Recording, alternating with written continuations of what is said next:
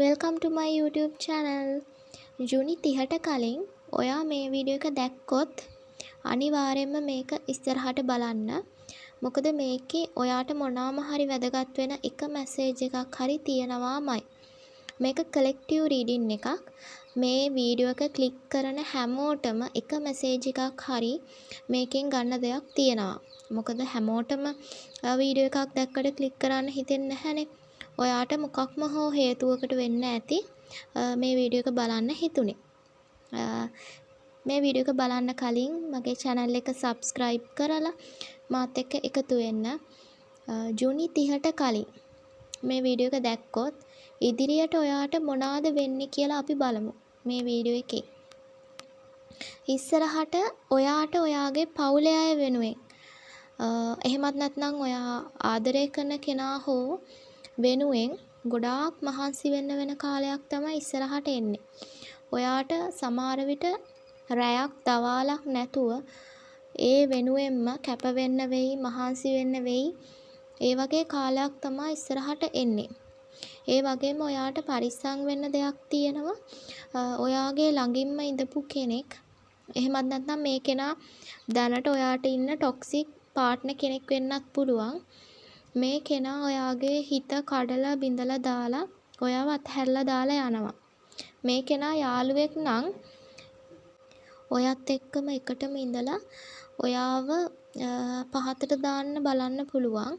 ඒ වගේම ඔයාව මානසිකව වටන්න බලන්න පුළුවන්. ඉදිරියට ඔයාට ඔයත් එක්ක මිතුරුකම් පවත්වන්න එන හැමෝවම විශ්වාස කරන්න එපා. මොකද ඔයාට ඉදිරියට යම්කිසි කෙනෙක්ගෙන් එන්න තියෙනවා ලොකු ප්‍රශ්නයක්.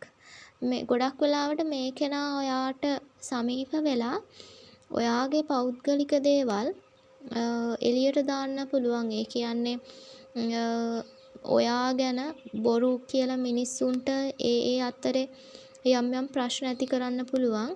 ඒ වගේම ඔයාව මානසිකව වටන්න බලනවා මේ කෙනා.